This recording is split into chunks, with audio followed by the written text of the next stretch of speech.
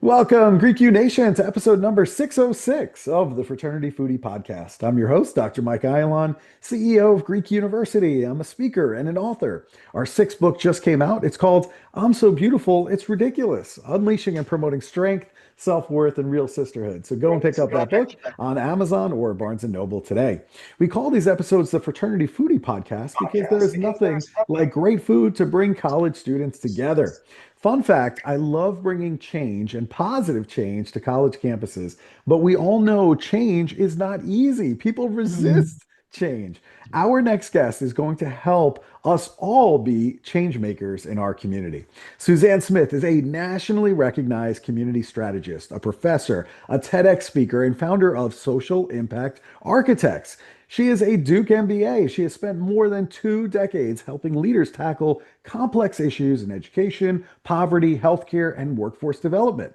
She has also worked with government agencies, including the federal government, and is a trilingual in government, policy, and business, giving her a very rare perspective on how meaningful change actually happens. She is the author of Social TrendSpotter, which is ranked among the nation's top nonprofit blogs, where she's analyzed philanthropy and nonprofit trends weekly for over 13 years. She's known for her straight talk and storytelling, and she helps audiences see what's really happening behind the headlines, learn why society's toughest problems are so difficult to solve, and discover what solutions have been proven to really work. Suzanne makes the case that everyone has a role to play in making change possible. Welcome to the show, Suzanne. Thank you so much. Probably the only thing you didn't say that the audience will probably appreciate is I have a 5 on Rate My Professor, and I think I still have 1 or 2 hot tamales on there. So they'll probably care about that. Very, very impressive. I tell you, very impressive indeed. So, you've been called this architect of social change. Tell our audience Yeah. what inspired you to start Social Impact Architects and how did that vision start to take shape? Well, and it's such a great story because I think it starts like every great business where I felt like there was a problem and I felt like there was a void. And so I came across the Buckminster Fuller quote: "We're supposed to be architects of the future, not its victims."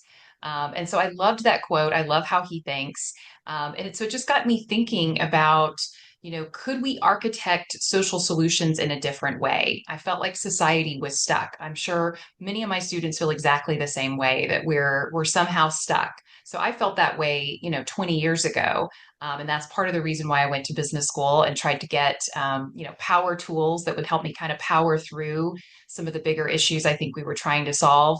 And so it just came to me in a vision that it should be social impact architects. I was a little bit ahead of my time because now other people are calling themselves architects. I Mm. think stylists are now calling themselves image architects. Karl Rove calls himself the political architect of George W. Bush. So it's becoming a more common phrase. Very cool. Now, Mhm. I view myself as a change maker. There's no question in my mind. There's That's no how I view question. myself. There's no question. Just looking at the body of work. That's all I'm about. Yes, But not absolutely. everybody necessarily on a college campus feels that way about themselves. So I'm wondering, how can fraternity and sorority students begin to see themselves in that light as a change maker? Well, they're already, because they've joined Greek life, they've already believed that service is important. So I don't have to convince this audience that service is important. You guys already do that. And I think that's one of the things I most admire about the Greek life. It gives belonging, it gives purpose. What people don't realize is that it actually biologically helps you and you get what's called the helper's high. It increases your happiness and it actually decreases depression. And particularly if you're doing something with other people, it actually even helps with bonding and belonging. So for me, I think everybody can be a change maker. I did my TEDx over 10 years ago talking about that. And you don't need title, you don't need salary, you don't need a job in a nonprofit to be a change maker. Anybody can be a change maker. And so I've got the 4 T's. So I'll walk it through with you. Maybe you can give me some good examples too, because I would absolutely agree you're a change maker. Time, talent, treasure, and testimony. So time is our most precious commodity. Anytime we give it to anybody else, it's important. When I was at the University of Texas and I turned 18, for whatever reason, I wanted to become a big sister for Big Brothers Big Sisters. And I became a big on my 18th birthday, and she and I still are together. In fact, she works for me at Social Impact Architects. And we have, she's as if she was family to me. And my life trajectory changed because of our, work together. What you may not know is that Big Brothers Big Sisters has a waiting list, particularly with males. So they struggle with finding mentors. So I think time is anytime you're giving time to somebody, that is a precious commodity, and you get as much as you give. Talent. And this is one where you get a 2-for-1 because you're giving your talent to somebody. And so maybe you're interning with a local nonprofit and helping them with their social media. But here's the bonus, you get to put that on your resume, and future employers are going to look at that and be like, oh, this person has stuff on their resume and they care about giving back. So whatever talent it is, it could be helping with technology, it could be helping with their website. But that talent can be a big part, and it can help you try some different professions out before you decide where you want to graduate and go to. Then treasure, of course, donations are helpful, but you can also have drives where donations are pulled together. So treasure is something that every nonprofit needs, every individual needs. And it's important for us to kind of think about, how do we give of ourselves? So in religion, it's called tithing. But I think it's important for us to say, how much am I going to forfeit that Starbucks in order to put that money away and say, I'm going to give this to someone in need that needs it more than I do. So I actually do that fairly regularly. And then, of course, testimony. The people on this podcast that are listening, there's no better individuals at social media. So instead of doom scrolling, what if we went the opposite direction and put hope on our social media? Hope deserves equal time. And what if we put good acts that people are doing out in the community? And there's plenty of them. They just don't get the same airtime. So there's lots of ways that you can give back in any particular way: time, talent, treasure, testimony. I love it. Really, really good stuff. I was thinking about some of the research recently, and some of the research shows that men and women too, I mean, they really have very few close friends today. And it kind of was looking over the last 20 years, and that number just keeps shrinking and shrinking and shrinking. And I think that's one of the reasons why I'm such a fan of the fraternity and sorority community, because I really do Yes. think that it gives belongingness, which is so important. But today's college students, I mean, they're struggling with loneliness. They're struggling with burnout. How does doing all of this service work help them in terms of rebuilding their purpose and also just building connections on campus?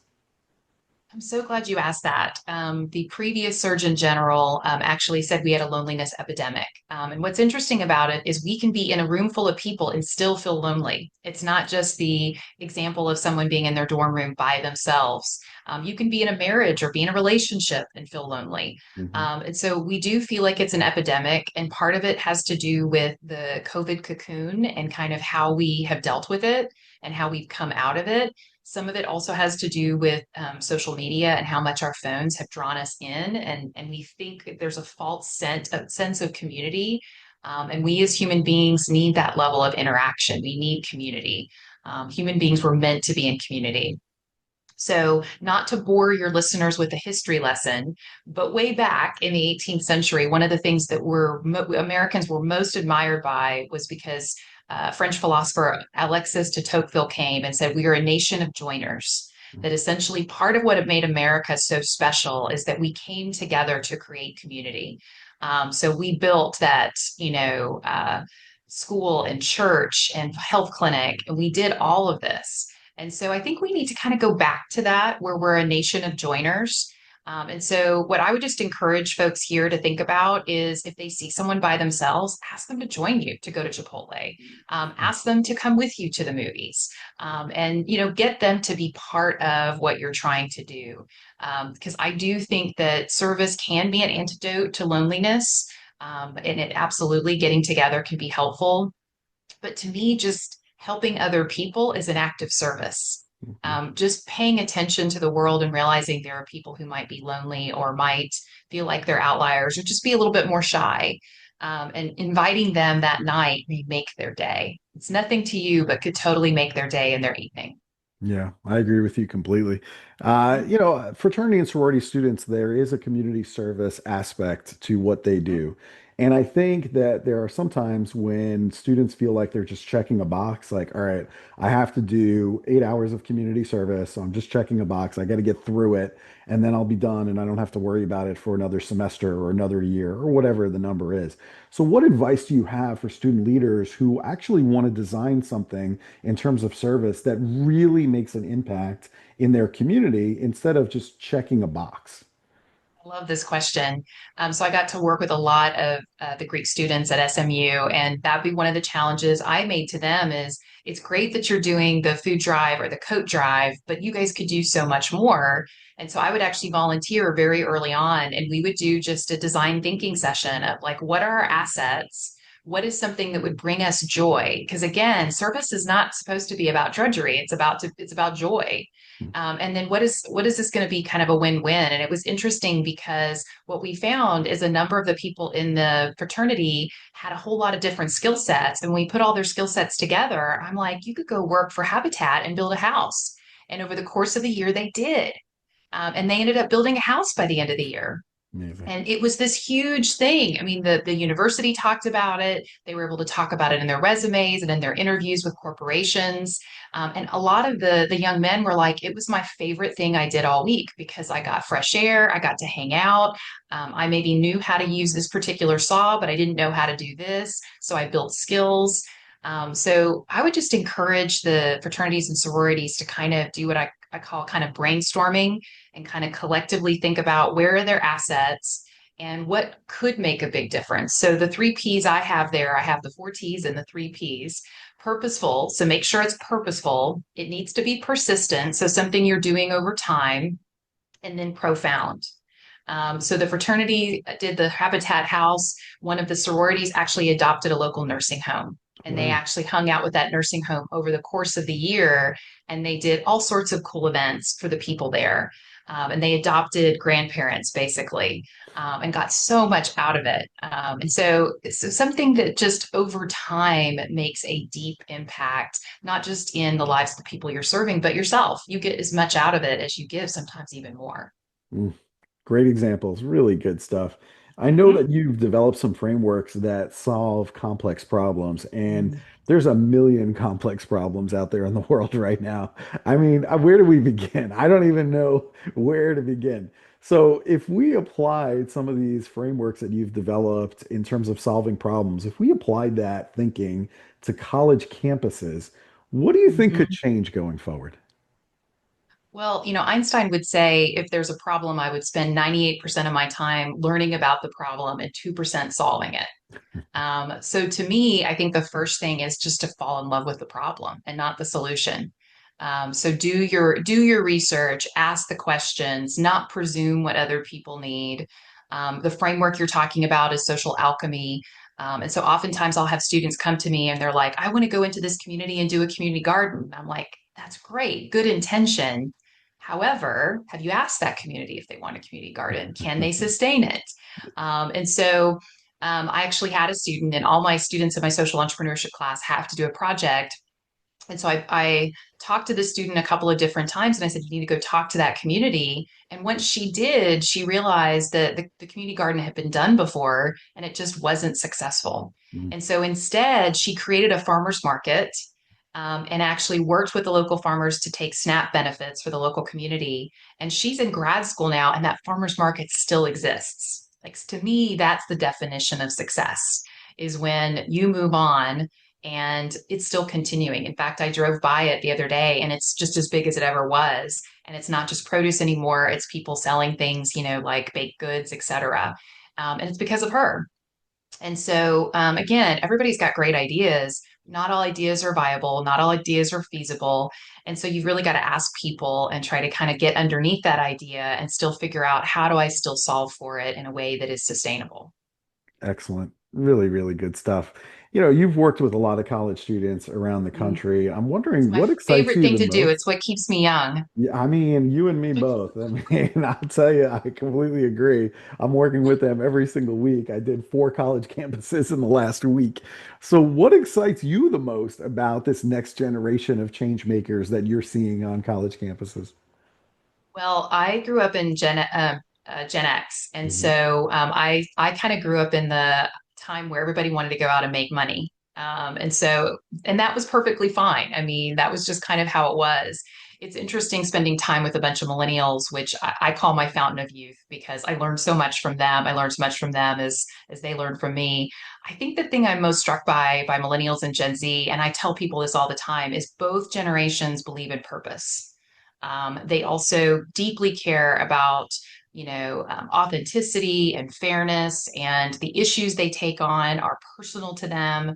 And so I don't even have to convince them, like I would have to convince my counterparts in Gen X of like, why is this important? Um, so to me, they're like leaders today, versus when I was in that situation, I felt like I'll be a leader in 10 years. And I'm seeing them do things and react to situations in much more of a mature way. So I'm really proud. And to be honest, I think they may solve some of the bigger issues that I think plague us, and not be as concerned about who gets the credit for them, which I think is one of the issues we have right now. Yeah, I'm with you 100%. I thank God every single day that Gen Z is here because they actually care about things like the environment, for example, and just making the world a better place. And I'm like, man, that's so Mhm. refreshing. And they're so motivated too. That's the other thing too. They're so motivated, which It's gives a me very hope. much a we over me generation. That's the way Yeah, I describe them to people. that's really great. I love it. Hmm. Now, I know you're in Dallas and I love good food. So I'm wondering the next time I find myself in Dallas, where should I be going for a great meal? Well, the next time you're in Dallas, you and I are going to go because, we're famous for our Texas hospitality. So I love taking people on a tour. So we first start at Mezamaya, which is a pure Mexican food place, not Tex-Mex, but Mexican place, and get Hmm. some of their queso and their guacamole, Yeah. authentic local flair in downtown. And then after that, we would go to Pecan Lodge in Deep Ellum, so we could hear some vibes, and eat really good barbecue. And I know the owners who wouldn't have to stand in line, so we'd get through the line, we'd get VIP status. And those would be the two things I would probably do. And then followed by that, there's a dessert place if we had any room left called Emporium Pies, and they have the best pies in town. It's right down the street from Pecan Lodge. That sounds delicious. I'm not sure if we would have room for dessert at that point after the first 2 stops We because would I we know would I'm take gonna. it home for I'll take later. it home. I'll take it home. And I do live in Nashville, Tennessee, so it's interesting that you came with the barbecue. So that's interesting. We'll definitely have to see how that stacks up. I know, I know. I get that all the time with going to school in North Carolina. North Carolina feels really strongly about their barbecue too. So I just tell everybody I like all barbecue. I mean, it's It's all good. all of it's good. I've never had a barbecue I didn't like. Amen. Amen. I love it. All right. So if our listeners, if they want to connect with you for speaking opportunities on their college campus, where should they go to connect with you? Absolutely. So I have a website called meetsuzanne.com. So they can go there and find out more. We also are on social media. So at Social TrendSpot, we've got an Instagram. I also have a LinkedIn. And of course, I'm on Substack. So I have a weekly blog called Social TrendSpotter, on Substack. It's the top Substack on social change. So they can find me in one of those places, and they can always email me. I answer my own emails. So if they have questions, just send them along. I love it. MeetSuzanne.com. Go and check out Suzanne Smith and her website and all of the things, the Substack, the Instagram, the whole thing. She's absolutely fabulous. So thank you, Suzanne, for just sharing all this great information with our audience today. Well, change starts with a single spark, so be that spark for somebody.